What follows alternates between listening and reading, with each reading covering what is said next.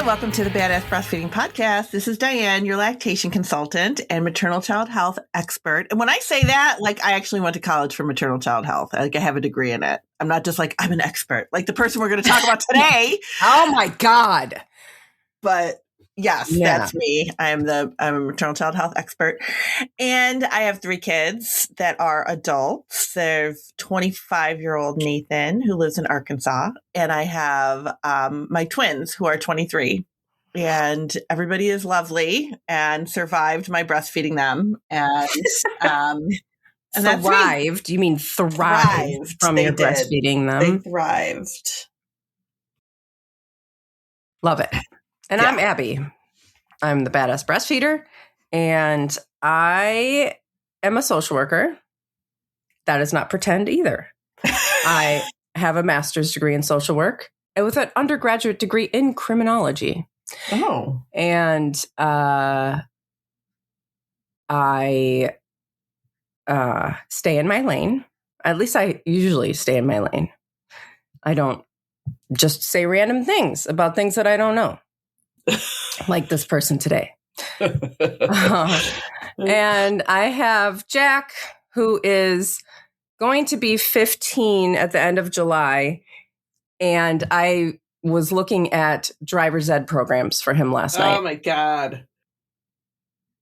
It's like when it gets real. That's when they're like really not a child anymore. Yeah. It's pretty wild. And Exley turned 12 just last week. Oh, just a few days ago. And let's see. Today's episode is brought to you by Original Sprout. Thank you for hanging with us through some of the Original Sprout confusion.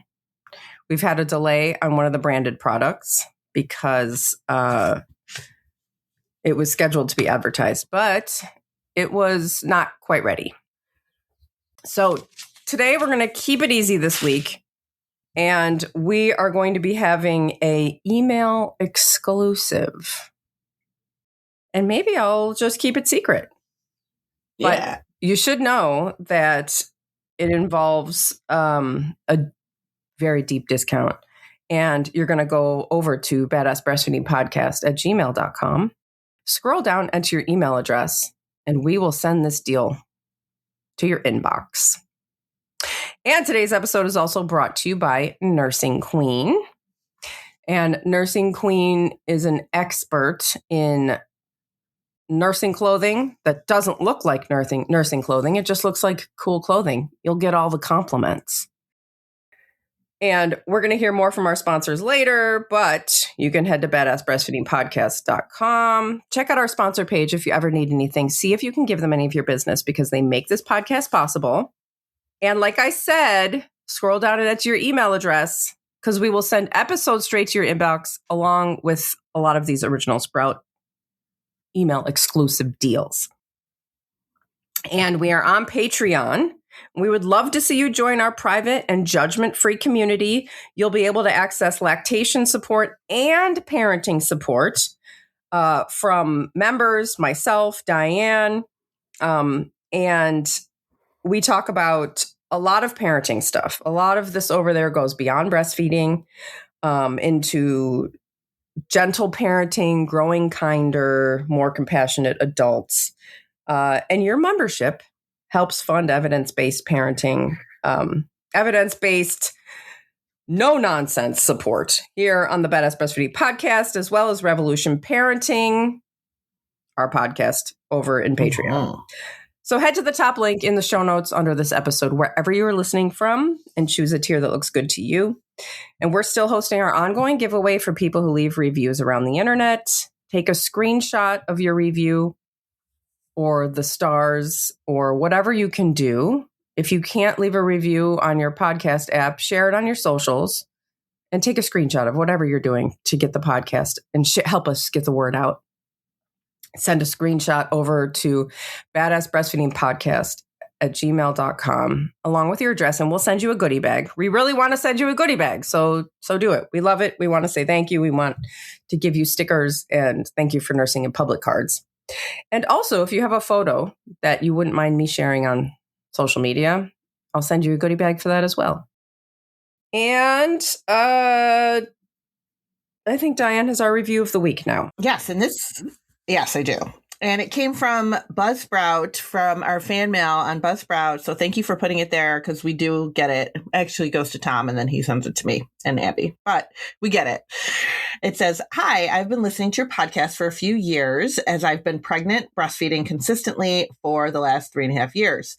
It has been a lifesaver for me and given me so much confidence. So thank you. I have a question. My son is 13 and a half months old, and I'm planning to try to breastfeed for at least 2 years until he no longer has interest. However, the last few days, I've been having pain when he latches. Obviously, he is a toddler, so he is constantly moving around and unlatching, relatching. He just learned how to drink out of a straw cup last month. I've been trying to unlatch him and make him reach for the breast as I was taught to get a deeper latch, but he seems frustrated and it still hurts. He cries after trying to correct him. It doesn't feel like teeth, just a lot of pressure and tenderness. Unfortunately, one breast does most of the work as he has a favorite and the other barely produces anything anymore. That breast does not hurt when he latches, but he lets go within 10 to 15 seconds. I'm going to work tomorrow, so I will have a little break from him and will pump out the very minuscule amount I get. So I'm hoping that helps. No, I really want to keep going. Do you have any ideas? I am desperate. Thank you. So I am thinking that she just needs to correct that latch. Yeah, it sounds like this needs to open up wider and his mouth is changing with the teeth. That is an age where, because he's 13 and a half months old. I mean, and she says he's a toddler, which he is, but he's really a baby still. I don't know. I always think of them as still babies, but he is. He's getting teeth. Like, that is an age where you're getting lots of teeth, and there's just so much going on with your mouth and your jaw. It's so many changes, and you're just growing so rapidly that it really could be painful for him to open wider, and it might just be uncomfortable. So you really have to work with him and getting him to readjust that latch and making it bigger. And it's like, and I almost had a chuckle though when she said he only really nurses on one side and the other side's doing nothing. Because isn't that how it is by then? It's like in the beginning, you're so when those babies are first born, it's like, oh my God, I got to breastfeed and make them even, and I don't want it. And then by the time you get to be a year, it's like, who cares? Nobody cares anymore. Yeah, I'm not even paying attention anymore. Yeah. But just keep working with that latch, keep getting him to open wider, and that should help to fix it. I'm hoping that's going to help you, because I feel like I'm not telling you much, but yeah. And so, and maybe some ideas on how to get a better latch is helping him to open up wider. Make sure you're introducing your nipple to him, up by his nose.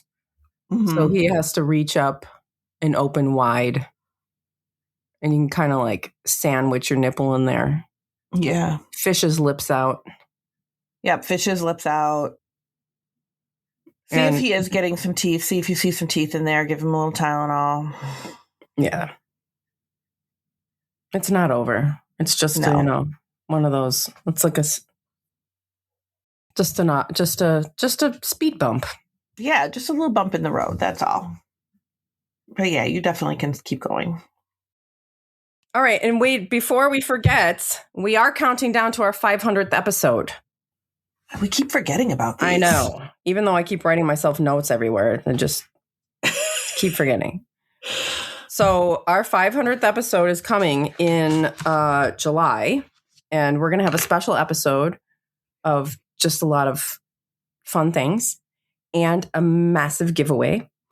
And we're counting down our top 10 episodes. And so today we are at number 7. Our coming in at number 7 is busting milk storage myths, which is surprising to me. Why? I don't know, because I feel like not everybody pumps. Oh, that's true. And that's really they would really only come into, you only need to know that if you're pumping. Yeah, that's true. But I guess a lot of people do pump because we have terrible, terrible maternity leave in our country, and everyone's got to get to, pumping and Everybody's got to store their milk. Everybody's got to store their milk. And that's very confusing because there's a lot of different. It's a confusing topic. People are like, wait, well, this says this and over here says this. What do I do? So yeah. So that's number 7. And you can check it out if you haven't heard it. I'll put it in the show notes. Sweet. So make it easy for you to check it out. Yep. That's where all the good stuff is in the show notes. Yeah. All right. Today we are talking about Emily Oster. And this came from Patreon, right? It did. Well, yeah, because I was, how did this conversation even start? It was, go away. I am just trying to get it was like one of our, as I was saying in the beginning, we have our little weekly wellness checks. And where I just kind of start a conversation like, how's everybody doing? And one of our patrons said that she keeps seeing stuff online about Emily Oster bagging on breastfeeding. And she was like, you guys should do an episode debunking like her claims. And apparently there is a Emily Oster is wrong sticker out there. Oh, from Radical Moms Union. Because Radical Moms Union, we had them on the podcast. Mm-hmm. And they do a lot of like talk about Emily Oster and Bobbie. So they have this sticker, Emily Oster is wrong, which is funny. Yeah. But yeah, we're going to talk about some of the things that she's been saying and why she's dead wrong. Actually, she's not dead wrong about everything, but most things. Most things. Mm-hmm. Yeah.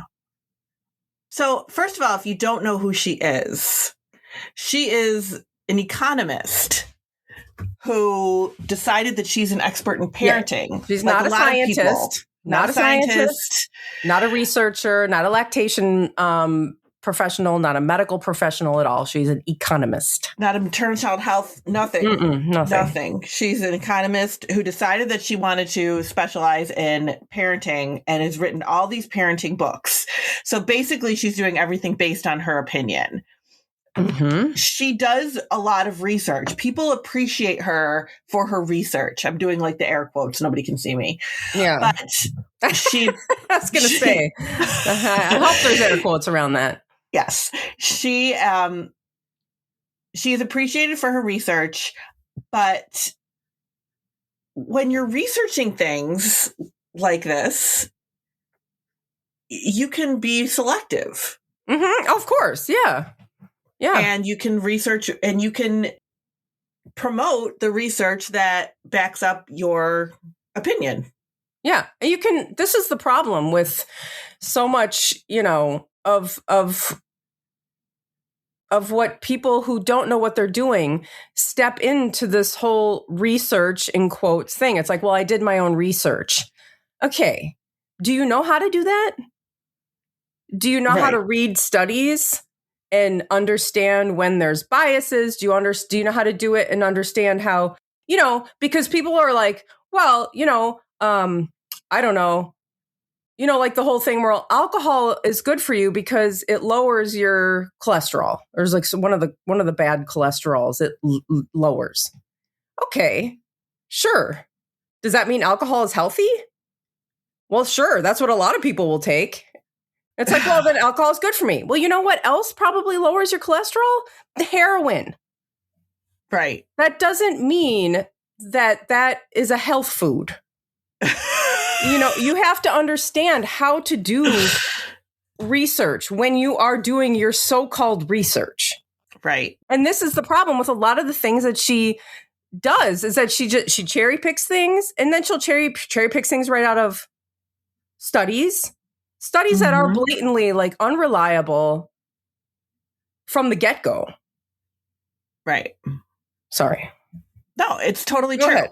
Now, some of the things that I was looking at, like lactation researchers often point out that breastfeeding cannot be studied like a medication. You cannot ethically randomize large groups of mothers to breastfeed or not breastfeed. Yeah. And she's looked at lactation research and she has picked it apart. And you can't do that. And she has said things like she actually took this study about breastfeeding siblings Oh, God, that study is a mess. That study's a total mess. But that's one that she said, oh, well, this shows that breastfeeding isn't, as good as they say. Yeah. Because he's, and that's a terrible study to look at. She also tries to say that breastfeeding is not as good as people think it is. And she really doesn't have anything to stand on when she says that. But she is going by really, research that will help her position. Yeah. Yeah. I mean, if you want to say something like, well, I formula fed my kids and they're fine. Okay. Yes. Yes. Lots of people who are formula fed never have any problems and they're fine. They're, great contributors to society. They're wonderful. They're great. That does not mean that not breastfeeding as a society doesn't have long-term health effects on society. Right. Which we have seen. And we know as fact to be true that not breastfeeding has impacts on the health of society. Now, I've heard people when I was reading about her and looking at it, people were saying, you can take what she says as an individual. If you're looking for the individualization of your choices or being able to make whatever, decisions. Like she says, she puts into question the recommendation to not drink alcohol while pregnant. That's a big one for her. Yeah, she says light drinking during pregnancy is not harmful. And you know what? Maybe it's not. But we don't know. We don't know what the safe limit for alcohol is. And we can't go individually down the line of every single person trying to figure out what is good for that person or not. In a way we could never know. We cannot know what a safe limit for the baby inside of your body is. Right. So we have to say, no, the recommendation is to not drink while you're pregnant because we don't know what the safe limit is. And that's what the doctors tell us, because that's what the research tells us. But Emily Oster says, oh, no, I think it's fine. Yeah. And that's if you're an individual and you're like, I individually feel that, because I drank wine when I was pregnant in my last month. And when I had a home birth and the midwives were just like, they had delivered 7 babies in 6 days. And I was the last one to call them. They're just like, please don't go into labor. Please, please. So I called a very, very, very exhausted midwife and she was like, have a glass of wine. Maybe it'll go away.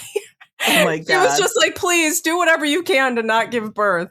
And so I did. It was 4 a.m. and I had a glass of wine to try to relax my muscles, because contractions can lead to delivery or sometimes not. Mm-hmm. Anyway, we think that towards the end with a baby that's fully developed, that it could be safe. And I individually decided that I felt comfortable doing that. And that's what you can take from her stuff is well, we don't really know, whatever. And so an individual, again, with the individual. Right. But that doesn't mean that these are sweeping comments that you can make for people across the board. And this is to totally go along with that. ChatGPT said public health organizations such as the World Health Organization, American Academy of Pediatrics, and Centers for Disease Control and Prevention make recommendations based on population level outcomes. Even small reductions in illness can have enormous public health impacts when applied across millions of infants. Critics argue that Oster sometimes evaluates breastfeeding from an individual decision-making perspective, while public health organizations must consider cumulative effects across an entire population. For an example, A small reduction in ear infections may not seem dramatic for one infant. Across millions of infants, it can prevent substantial healthcare utilization and suffering. Yeah, there's a fucking reason why NICU babies are given breast milk. Mm-hmm. There's a reason why we're not just pulling stuff out of our ass. Like, we actually practice things. We're like, this is a medically fragile baby. Breast milk is the best thing. Yeah. I mean, we wouldn't be doing that and practicing that if we didn't see that this was like literally saving babies' lives. Right. And she is going against that. The other thing that makes this really dangerous is that when she is saying this is not that big a deal, who's watching? Like, are the politicians and the people that are making the rules about maternity leave and accommodations, like, are they looking at this and going, oh, well, it's really not that important? So they absolutely are. we don't need to do this. Like, this could have long-term effects overall. And I mean, granted, like, people love this. Like, I was looking at Reddit and people really are like, well, she makes me feel better about choices that I make and blah, blah, blah. Great. But you really have to look at it as she's not an expert in this field. No, she's not. She is just going based off of what she wants to say. And it is not evidence-based.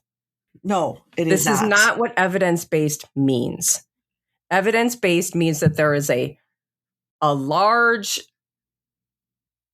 peer-reviewed stack of evidence that points in a certain direction. And this is not what she's getting. Mm-mm. And it doesn't exist for what she says. And so what are some of the things that she says about breast milk? She says breast milk is that the benefits are marginal. And, that the long-term health effects are what's the word? Like exaggerated. Mm-hmm. What else does she see? She does say that pumping and dumping is not necessary, which is true. She's focused mainly, like, the things that I've seen, she's focused on, like, IQ. How that's true. Not, yeah. That babies that are breastfed have a higher IQ. How does she know that? Well, and how does, I'm not going to argue with that because I feel like the whole IQ thing is fucking dumb anyway. That's really like outdated stuff, like just IQ. Like, I don't know. I don't put a lot of weight behind someone's IQ. But also, we don't, again, with the whole like higher IQ. No, breast milk is the baseline. Breast milk is the biological norm. This is what is natural and given for human beings. When you do not do that, then things can struggle. You have medical issue. That's the baseline. There's no benefits to breastfeeding, actually, because it's the baseline. There's only detriments to not doing it. We should probably take a break. Okay. Fine. I know, we're right in the middle of it. Fine. All right. Going strong here. We'll be right back. We have a lot to say. We do. But I have a lot to say about our sponsors, too. So, first, Original Sprout. Original Sprout is the makers of styling products, shampoos, conditioners, lotions, everything from, they have their classic line that is made for, infants, but all of their products are safe for babies, effective enough for adults, and paraben, phthalate, sulfate free, vegan, cruelty free. And this week's special is an email exclusive that is a secret until you go over to badassbreastfeedingpodcast.com, scroll down, enter your email address, and we will send this email exclusive straight to your inbox. It is a deal on all styling products, a deep discount. And yeah. So there you have it. And today's episode is also brought to you by Nursing Queen. Nursing Queen makes fashionable nursing wear that has hidden zippers and hidden flaps. So imagine you're in public and you are trying to pull your shirt down, trying to pull your shirt up. Also, is it just me who I will pull my shirt down all day, but pulling my shirt up and exposing my stomach? I'm sorry. No, that's not happening. I'll pull it down and show my boob, but no, I don't want to show my stomach. But with this, you can just nurse. You can, with the, with anything that has the hidden zipper, you can just either pull it across or you pull it down and you're literally just exposing your nipple. That's all. And you don't have to pull or lift or anything.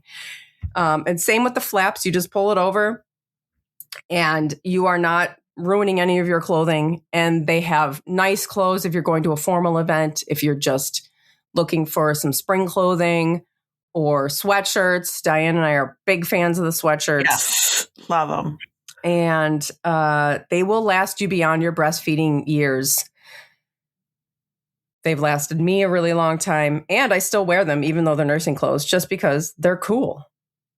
They're cool clothes. And you can head to nursingqueen.com. Be sure to use code BADASS for 10% off of your order. And all of our sponsors and today's promo codes can be found in the show notes under this episode, wherever you're listening from.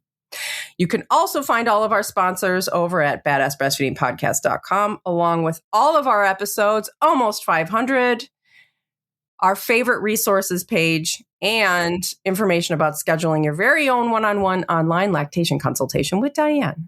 Yeah. We should also talk about the biggest glaring flaw to Emily Oster as a person who is speaking about any of this. Yeah. What are her ties? Who is she tied to? Who does she get paid by? Bobbie? Take a guess. Bobbie. Bobbie. Do y'all know Bobbie? Or Bobbie Formula is evil.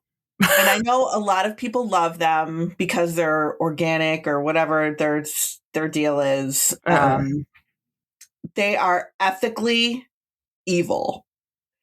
And I say this because they have been known to target not the formula feeding mothers, but the breastfeeding mothers, which is, and they target lactation consultants. And they lie. They say things like breastfeeding will ruin your mental health, which is a blatant lie when you talk about research that is not true.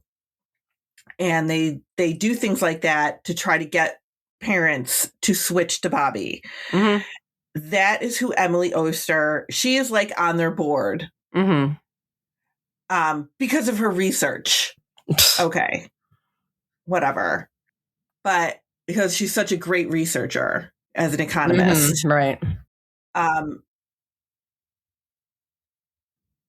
That just makes her that much worse.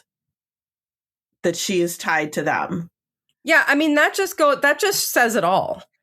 I mean, so it's literally in her personal best interest to bag breastfeeding and try to get people to buy Bobbie products. That is not a researcher. That is not a scientist. If any ethical research, you will find at the end of the research article limitations any ethical researcher will say what the limitations are of the study, any kind of biases, any ties that they have to different companies or research places or universities or whatever. They are trained and do research independently and objectively. There is absolutely nothing objective about Emily Oster. Mm-mm. There is absolutely nothing objective about that. If you are on the board of a formula company, and that formula company doesn't advertise to formula parents, I mean, I'm sure they do, but focusing on your customers, your customer base. I mean, if somebody uses formula and they're looking around and this company is advertising their formula, okay. But they're literally targeting breastfeeding by spreading misinformation, not declaring their ties to corporations, and saying that they're doing research by just cherry picking random things out of the air or out of unreliable studies. That is not an independent, unbiased, objective person. No, Bobbie will also pushes their way into Black and brown communities to push their formula. Yeah, and all we need to do is look at Black and brown communities to know that breast milk is necessary and life-saving, because the Black community has some of the worst breastfeeding numbers, and the health effects of it, the infant deaths are like 5 times that of a white baby. Yeah. And that is why Black Breastfeeding Week exists. That is why there's such a push in the Black community to increase breastfeeding rates, because they're literally trying to save their babies. Because science shows that breast milk will lower these mortality rates. And Bobbie has been known to push into those communities with their formula. I feel like we're going backwards. I know. We are going backwards. Some of the things that I read on Reddit about Emily Oster, people were saying that she was, her research, her outlook, everything about her is very white. Oh, yeah. That everything that she does is very white. Yeah, because like for let's say we have a white mom who's given birth, and she's had tons of prenatal care. She's had tons of, medical people around her. She's had this, she's had access to everything that she needs to be healthy. Against a Black family who maybe they live in poverty, don't have access to health resources, and both of those babies are born. That white baby already has a much higher chance of surviving. So if that baby gets formula, it's going to probably have less of effect than if that Black baby gets formula. Right. And that's straight up dangerous. Yeah, so that's where we have Emily Oster. She's part just, of Bobbie. I mean, yeah, it doesn't matter what she does. She's surrounded by all of the, resources that she needs to be healthy, and doesn't take into consideration anybody else. Sorry, go ahead. She's like, I hate Bobbie. I just hate them. So her role on the board focuses on supporting clinical research into infant formula. She has also participated in campaigns and advocacy work with Bobbie, such as advocating for insurance coverage for medically necessary infant formula.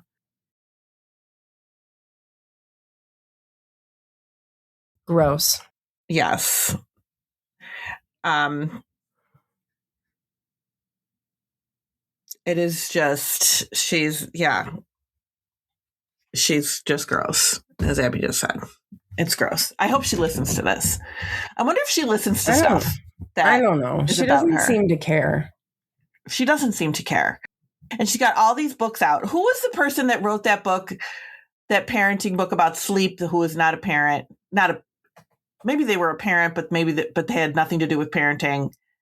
It was a sleep book. It was like a parenting book. Oh, yeah. I don't know. And it like ruined people's breastfeeding because they said that you shouldn't breastfeed overnight. Yeah. Like some kind of stuff like that. I can't remember what it was. It was such a bad book. And it had nothing, like the people that wrote it had nothing to do with parenting at all. Like parenting skills, parenting education, nothing. Yeah. And that's the same as her. She's an economist. Don't fall into her trap. No. And I remember when we had the Radical Moms, Andrea from the Radical Mom Union, they still do this, the hashtag BackoffBobbie. Yeah. If you want to join in, make a post on social media, BackoffBobbie. The thing behind BackoffBobbie, and they also do like a nurse-in for BackoffBobbie every year. Oh, cool. Which is kind of cool because what they do is they flood. So their thing is that the funders of Bobbie Formula are all men. So the person that like started Bobbie is a female. Mm-hmm. And she's like, oh, I'm this woman-owned company and blah, blah, blah. But really, she's backed by all men. So they got the social media, the Instagrams of all of these men, and they tag them every year and they blow up their feed with awesome breastfeeding pictures. And they do, BackoffBobbie because Bobbie is in a lot of spaces that they do not need to be in. So Emily Oster is all about that and is obviously supportive of this. And Bobbie is just ethically wrong in many, many ways. I mean, I know their formula might be fine, but... Yeah, that's not even the point. That's not the point. No, that's not the point. The point is that they target really innocent people. And they blatantly tell lies for profit. Yeah. This is what we've been talking about with the formula industry since, 100 years. Mm-hmm. Yeah, it has nothing to do with that people, we need their formula. That's not the point. The point is what they do, what these formula companies do. That is what the point is. Yeah, and it is the predatory marketing. It is absolutely disgusting. Kind of like politicians. You can't get to the top without being an asshole. Yes. Well, it does seem like that. Yeah. Mm-hmm. That's rough. Yeah. But yeah, so that's our take on Emily Oster. Yep. Thanks for listening. Thank you. Bye. Bye.